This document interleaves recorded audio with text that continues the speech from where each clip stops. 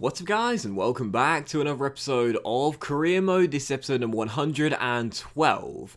And we start today's episode off with a recap of our transfer budget. £64.5 million remaining now after the 5 new signings we made this morning to add to our Roma side. We've now got a 30-man squad, and this is the squad in the team management screen. Now, of course, this season we have talked about possibly changing formation. We'll probably start with a 4-2-3-1 to begin with, as the system we used all throughout last season. But after making those 5 new signings, squad depth was the key. That's where those 5 new signings have come. 4 good young Italian talents arriving, none better than Barai, of course. Very excited for him. And of course, signing Pellegrini, bringing him back to the Stadio Olimpico from Villarreal. I'm pleased with the signings we've made, and really, despite having £64.5 million remaining in our budget, I don't really feel the need to splash the cash and just sign whoever. Right now, I feel like we just need to continue the trend we're doing. So, to start today's episode off, we make 3 quick new signings, and they all came from the free agents pool as well. What's the best way to add squad depth without spending your money? Signing free agents and players on free transfers. And we signed 3 players. The first one is Adam Fares. He's an Algerian left-back, 66 rated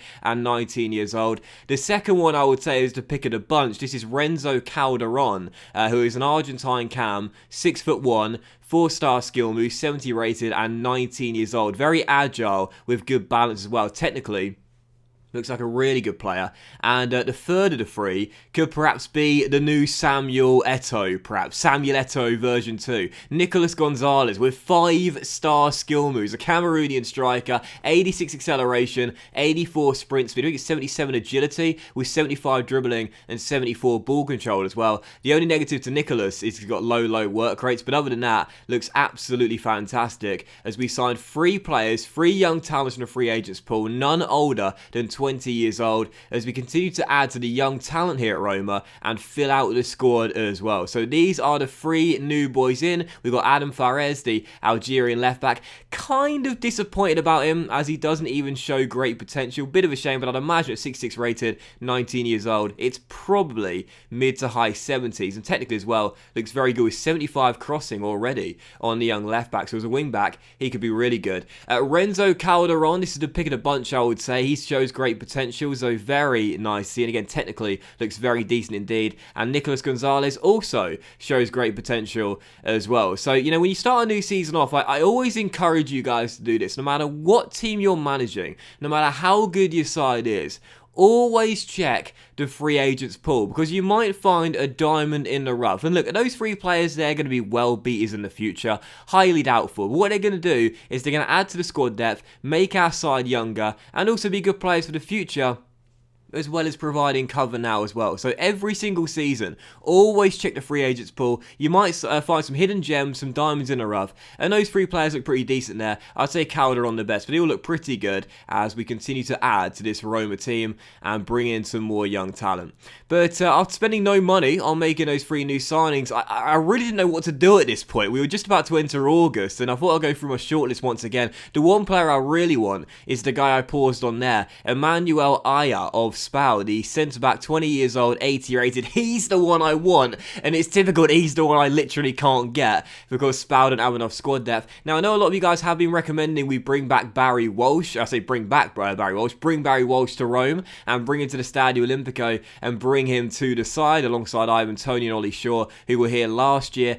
I don't know whether I'm going to do that, though, because I kind of like him at Bramwell Lane right now. Now, I know I had that stupid loan spell last season for half a year, but I kind of like him at Sheffield United. You know, obviously, Toney and Shaw have gone, but he stays behind. Scott McKenna has gone as well, but he stays at Bramwell Lane. The young man, possibly, you know, taking the captain's armband in McKenna's absence. Who knows? To stay, you know, not abandon ship and stay at Bramwell Lane. So I might sign him, but I'm not too sure, because, again, I quite like him being there at Bramwell Lane right now and leading the young team. But with 64 million in the budget, I mean, surely at some point we've got to start spending some more money. Right now, Pellegrini is our biggest signing at £37.5 million, but he's a backup player. I don't know I don't know who to get though. You know, you see my shortlist there. If you guys have got any suggestions for me whatsoever, guys, let me know in the comment section down below. Give me some transfer suggestions today. That's what I'm asking for, your recommendations, because I genuinely don't know what to do with this side. You know, do we possibly sell a big player in the team and bring bring in a massive new signing, spending over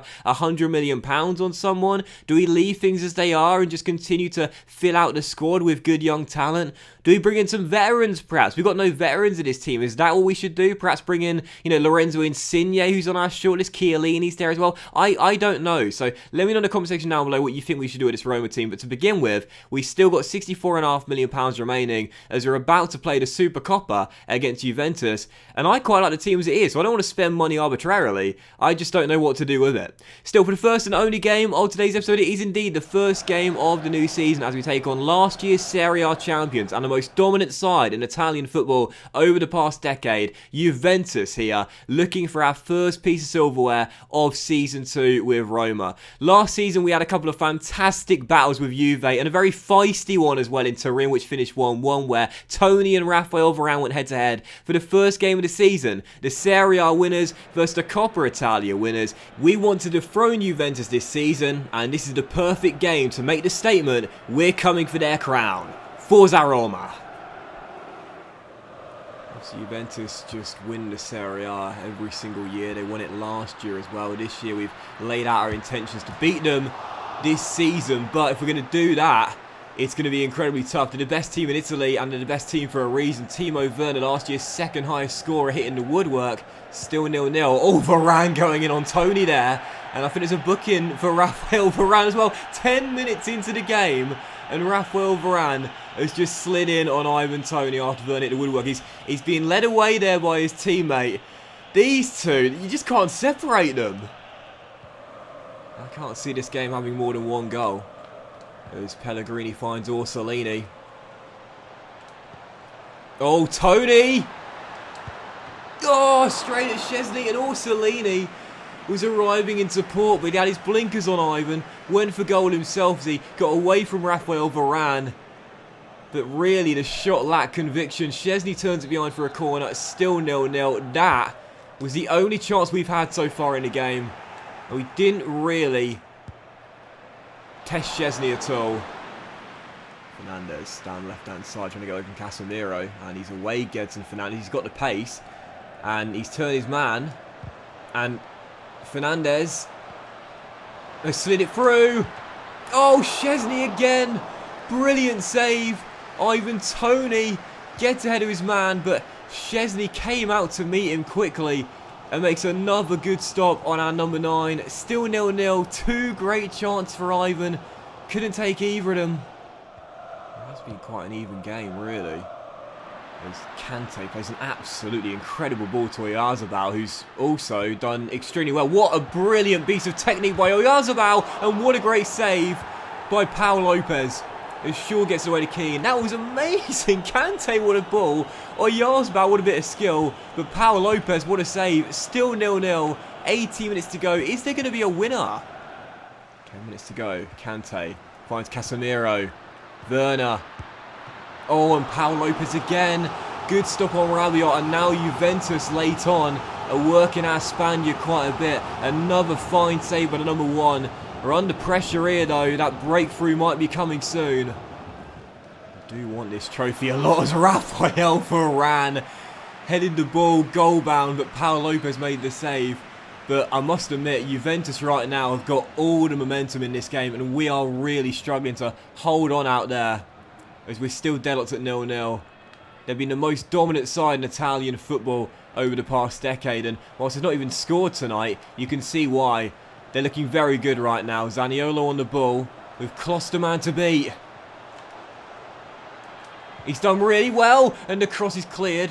Tonali. Fernandez.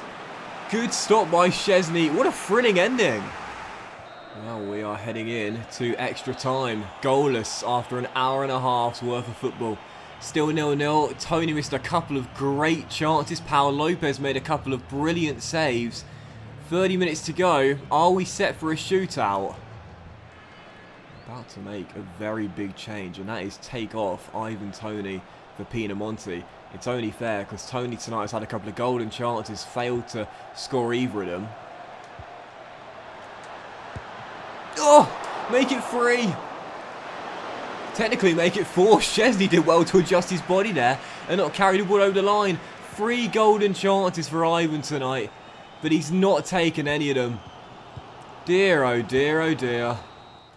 And that is going to do it then. 2 hours worth of football and not a single goal gets scored. Safe to say Rafael Varane definitely won this duel tonight against Ivan Toney. We are set for a shootout. Ivan won't be taking one. He was subbed off 15 minutes ago.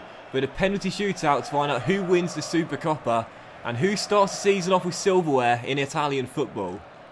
First up, Pavon versus Lopez. And oh, Paul Lopez turns it onto the post. And that means Pinamonti can give us the lead against Szczesny. Yes, sends him the wrong way, 1-0. Rafael Leao. Oh, he's put it a mile wide. He's put it a mile wide. Tonali, bottom right. Bottom right. Just curl it in calmly. Oh, it was so tame. Easy save for Szczesny. And Paul Lopez saves it. Juventus have missed 3 straight. Fernandez, blast it. Oh my goodness gracious me.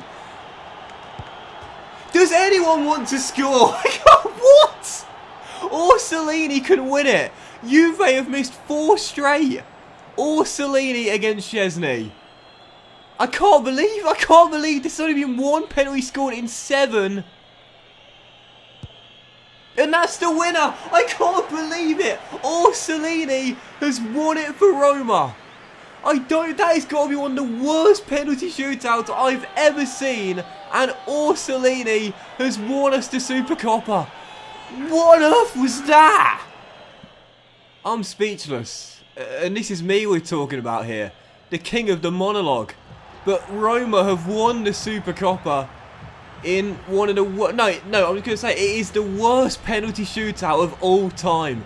But it's only fitting after a 2-hour stalemate that we win the trophy by only scoring 2 penalties after Juventus missed 4 straight. Unbelievable. Roma start the season off with silverware. We win the Supercoppa. But that was just extraordinary. They missed 4 penalties in a row. Of course, it's not the trophy we want. It's not a trophy we care about. But we say to Juventus to begin the season off, we've got the silverware and we're coming for your throne. So 0-0 over 2 hours. And it was really weird because the game was actually pretty decent, particularly in the second half. There were lots of chances in the second half. Juventus had 12 shots and we had 10, so 22 in total in the game. They had 10 on target, we had 6, so 16 shots on target throughout the entire game, but not a single goal was scored. So in the end, it is kind of fitting that in the penalty shootout, the goalkeeper Paul Lopez proved to be the hero with the save he made. And for Szczesny as well, he only let 2 in, but that was enough for us to win it. Only 2 goals was enough for us to win the shootout. So what an extraordinary Supercoppa. But it's our 4th honour of the series so far. It's not one we care about, but it's great to start the season off with a win and some silverware as well, albeit through the worst penalty shootout of all time. But that will end today's episode of Career Mode, guys. So a big thank you for watching. Really hope you have enjoyed it, and if you did enjoy today's episode, then please do drop a like if you're happy with the quad. Why is that showing that Toney scores a brace as Rome win over Norway, but it's Orsolini's winning penalty? I don't know. Anyway, hope you guys had a fantastic weekend anyway, guys. Much love to you all. Glad to be back. And yeah, I'll see you for the next episode of Career very soon, where we'll make some new signings and kick off our 2nd Serie A season with Roma, where we're hoping to dethrone Juventus and win our first domestic league title very soon. That was bizarre.